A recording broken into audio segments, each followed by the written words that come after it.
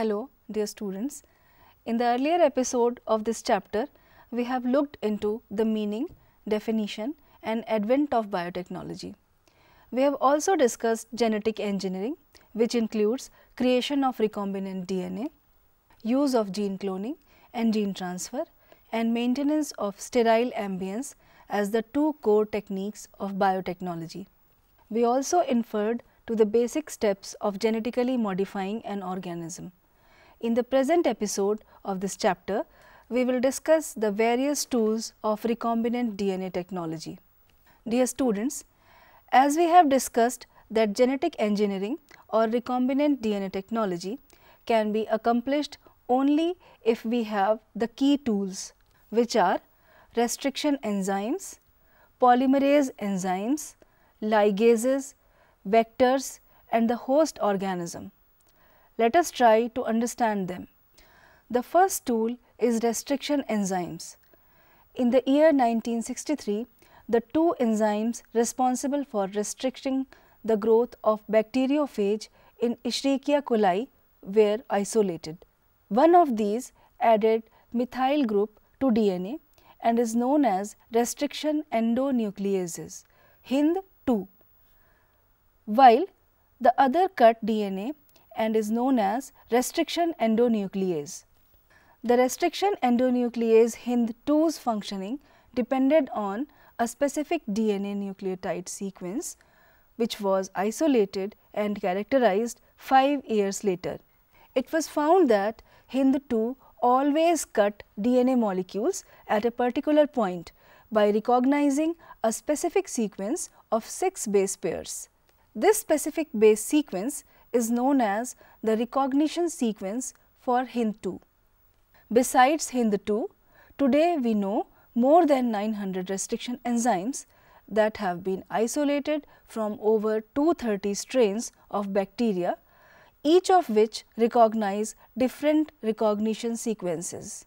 The convention for naming these enzymes is that the first letter of the name comes from the genus and the second two letters come from the species of the prokaryotic cell from which they were isolated.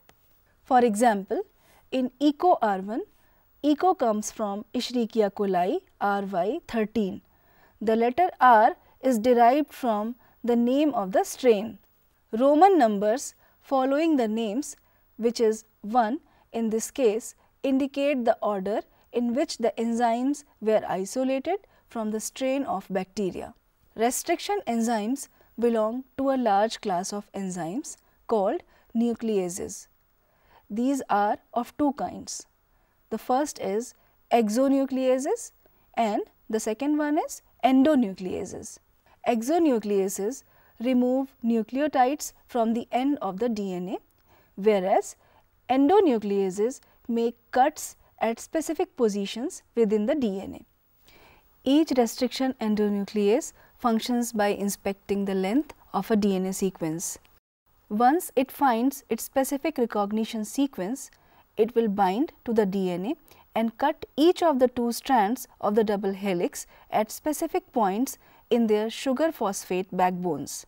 Here in this diagram, we can observe that the formation of recombination DNA by action of restriction endonuclease enzyme EcoR1 is happening. The restriction enzyme cuts both strands to the vector DNA at the same time, whereas EcoR1 cuts the DNA between bases guanine and adenine only when the sequence GAATTC is present in the DNA. Due to this, sticky ends are formed, where the DNA fragments of the vector DNA and the foreign DNA join to form a recombinant DNA. Each restriction endonuclease recognizes a specific palindromic nucleotide sequence in the DNA. Palindromes are groups of letters that form the same words when read both forward and backward. For example, Malayalam. The palindrome in DNA is a sequence of base pairs that reads same on the two strands when orientation of reading is kept the same. For example, the following sequences reads the same on the two strands in 5' to 3' direction. This is also true if read in 3' to 5' direction. The entire process of recombinant DNA technology can be seen through this diagram. Here, the restriction enzymes cut the strand of DNA a little away from the center of the palindrome sites, but between the same two bases on the opposite strands. This leaves single-stranded portions at the ends. We can see that there are overhanging stretches called sticky ends on each strand. These are named so because they form hydrogen bonds with their complementary cut counterparts. This stickiness of the ends facilitate the action of the enzyme DNA ligase. Restriction endonucleases are used in genetic engineering to form recombinant molecules of DNA, which are composed of DNA from different sources or genomes. When cut by the same restriction enzyme, the resultant DNA fragments have the same kind of sticky ends, and these can be joined together end to end using the enzyme DNA ligases. Here, it is to be noticed that normally, unless we cut the vector and the source DNA with the same restriction enzyme, the recombinant vector molecule cannot be created. The next tool of recombinant DNA technology is the cloning vectors. A cloning vector is a small piece of DNA taken from a virus, a plasmid, or the cell of a higher organism that can be stably maintained in an organism, and into which a foreign DNA fragment can be inserted for cloning purposes. The vector therefore contains features that allow for the convenient insertion or removal of DNA fragment in or out of the vector.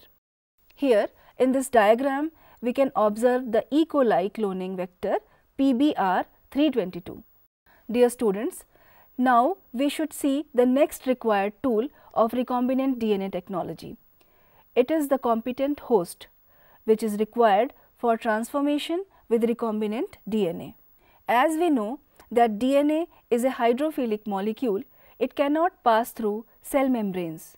In order to force bacteria to take up the plasmid, the bacterial cells must first be made competent to take up DNA. This is done by treating them with a specific concentration of a divalent cation, such as calcium, which increases the efficiency with which DNA enters the bacterium through pores in its cell wall. Recombinant DNA can then be forced into such cells by incubating the cell with recombinant DNA on ice, followed by placing them briefly at 42 degrees centigrade in order to give a heat shock, and then putting them back on ice. This enables the bacteria to take up the recombinant DNA. Students, here you should know that this is not the only way to introduce alien DNA into host cells.